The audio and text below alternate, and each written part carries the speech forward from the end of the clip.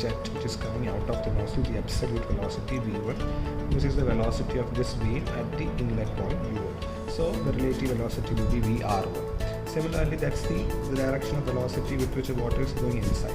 If I extend it, that's making an angle theta. The theta is called as the Vane angle. Similarly, it's coming out with a velocity VR2, relative velocity, and this is the velocity of the wave at the outlet. The outlet, this will be moving in this direction. This is not stationary. This wave is not stationary. It is moving in this direction. That we have to remember. And this is the actual velocity V2 or absolute velocity with which it is coming out. I hope this is clear. So this is VR1, the direction of VR1, and this is the deflection angle. Water is coming like this and getting out like this. So that deflection angle is called as this delta. You know up to this, no issues. Now always remember, I need to resolve the actual velocity. The actual velocity has to be resolved. So whenever you have a component like this, the actual velocity, I will be resolving it in this component and this component. Whatever I am having here, the same value I will be having here also. Whatever value I am getting here, this angle is, for example, here the angle is alpha. Then this will be V cos alpha. And this thing will be V sin alpha. The same here, V sin alpha. So always remember the absolute velocity you have. The horizontal component of absolute velocity is called as the whirl velocity. It's called as nothing but whirl velocity. Similarly, the vertical component of this absolute velocity, this is called as flow velocity. It's called as flow velocity. So you have whirl velocity and flow velocity. This is your V1.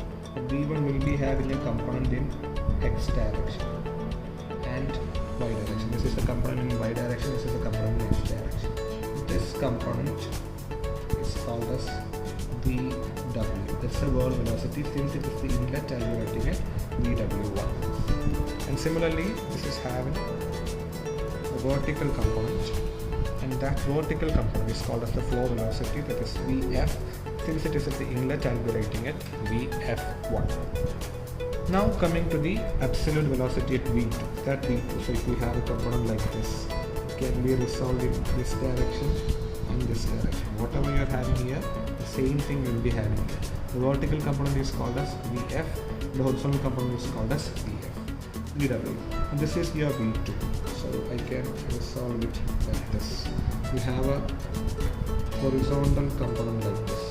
The horizontal component is the wave velocity Vw, and since it is at the outlet, I will be writing it as Vw2. And you have the horizontal component here. And the horizontal component is flow velocity, that is Vf2. So this is how you resolve this velocity triangles. Remember, here you have a triangle. See, three sides. It's a triangle. That's the inlet, and that's called as inlet velocity triangle. Similarly, here also you have a triangle, and that's at the outlet. So that's called as the outlet velocity triangle. So this is how you calculate the forces in the, or the velocities in the inlet velocity triangle and outlet velocity triangle. Always remember, it is the absolute velocity that is getting resolved. So the absolute velocity, not the relative velocity. You are resolving the absolute velocity. So this much you have got. Now we come to the equation.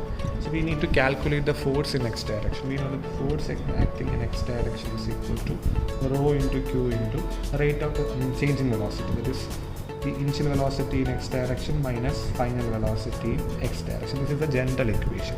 But when we are having a moving, this is not stationary, this is moving, whatever we are considering, we have to consider the relative velocity. So this has to be relative velocity r1 in x direction and relative velocity r2 in x direction. That is, it is nothing but rho into q into relative velocity r1 in x direction minus relative velocity second, that is at the inlet. R1 means the relative velocity at first initial point or inlet point.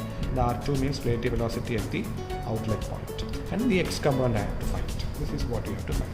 And since you are only having one plate, this cube will be equal to area into relative velocity. Here water is coming like from this. So what I have to consider is I have to consider relative velocity at the inlet point. So that is A into VR. So if that you substitute it here, Fx is equal to rho into area into VR. Now just see what is the component of VR1 in x direction. So this is the component of velocity, relative velocity in x direction, isn't it? See, I have to find this value, isn't it? The total from here to here, the value is VW1 and this value is U1. So what will be this component? That component will be equal to VW1 minus U1.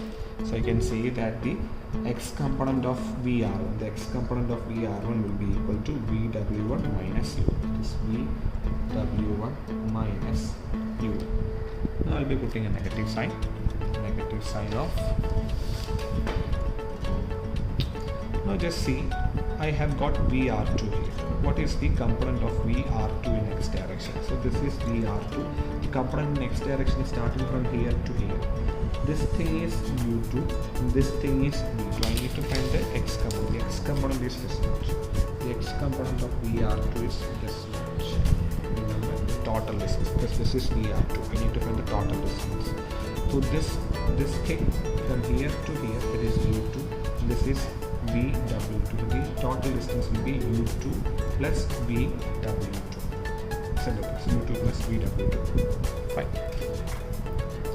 But just see the sign of this. VR1 is in this direction. So the horizontal component will be in this direction. Vertical component is in this direction. Similarly, if you take V2, the horizontal component is in this direction. The vertical component is in this direction. The horizontal component of VR2 towards left. And V2 also towards left. That means U2 is towards this direction and VW2 is also in this direction. See, what I need to find is the horizontal component of this VR2. So the component of VR2 is in opposite direction, towards this direction. I don't know whatever it is. The horizontal component of VR2 is towards this direction. This negative is from this equation. See, this negative sign is from this equation. But the horizontal component of this R2 itself is in which direction? Towards the left. Towards the left you have negative sign. And what is that value? That value is nothing but U2 plus VW2. I repeat this. This thing is the horizontal component of R1 and you have a negative from the equation. Negative you have put it. And what about the horizontal component of R2? R2 is towards this direction. The horizontal component has to be towards the left. So whatever towards the left, I'll be putting a negative. So this value is negative, minus, and that component of value is U2 plus V2. So if I open the bracket, it becomes rho into A into VR1 into VW1 minus U1. This minus becomes plus U2 plus WV2. This is the equation that we are getting. Most of the cases, this U1 and U2 will be same. That means the velocity, the whole thing will be moving in this direction. So what the whole U1 means the velocity of this wave at the inlet, velocity of the outlet is U2. The whole thing is moving at the same velocity. If that's the case, I can say that U1 is equal to U2. If U1 is equal to U2, this both are same, both gets cancelled. So your value for Fx will be equal to rho into A into VR1 multiplied by VW1 plus VW2. Now just think what happens if your beta is equal to 90 degree. First case, I'm just saying, if your beta is equal to 90 degrees, that means this V2 is coming out like this. This is the angle beta. So it is coming like this. It's coming out like this. That is coming out. See, this V2 becomes equal to VF2. Then that means your VW2 will be equal to 0. That's the case. If beta is equal to 90 degree, this will be coming vertically up. So it won't be having any horizontal component. V2 will be perfectly vertical. It won't be having any component in the horizontal direction. So VW2 will be equal to 0 degree. At that case, Fx will be equal to rho A into VR1 into VW. That is the first case. The second case is if beta is more than 90 degree. Initially your beta was less than 90 degree, it's acute time. What happens if it is more than 90 degree? If it is more than 90 degree, you can see that the velocity diagram. So your curve will be like this. This is your VR2 and this is your V2. This is your U2. So here we check the angle. here, if you check the angle there, this angle is beta and that is more than 90 degrees. See, this is how it is coming out. This is your vane. This vane, I'm keeping it like this. This is the velocity with which it is coming out, VR2. This is U2, and if I join that, I'll be getting V2. That is making an angle beta. That beta is more than 90 degrees. If that's the case, if I resolve, what happens? The component of V2. So I'll be resolving. Maybe having a component like this and a component like this. This component is what? The horizontal component is called as the whirl velocity, V2. That is towards this direction, that is towards positive. If you are having a positive direction, this negative sign would not come there. Isn't it? This negative sign would not come there. So that means the equation will become Fx is equal to rho A into Vr1 into, the equation will become Vw1 minus Vw2. The equation will get modified like this. See these, look at these equations. Fx is equal to this, Fx is equal to this, Fx is equal to this. This is applicable when your beta is acute, less than 90 degrees. And this is applicable when your beta is equal to 0 degree. This is applicable when your beta is more than 90 degree. We have got three equations. So to avoid confusion, we'll be writing one general equation. Fx is equal to rho A into Vr1 into Vw1 plus or minus Vw. So this is the most general equation for the force acting in x direction. So I'll tell you a simple equation to remember this. So the thing that is there, we know the general equation. Fx is equal to rho into q into velocity in x direction minus velocity in y direction, initial minus final. Here what we have is, we have a motion of the wheel, so you have to have the relative velocity. So that is rho q into Vr1x minus Vr2x.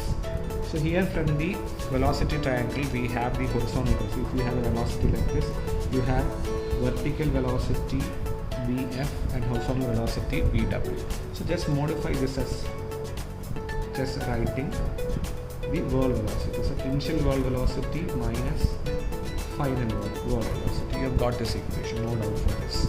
And q, the q value will be equal to area multiplied by relative velocity, and I'll be considering the first. So that is equal to rho into A into Vr.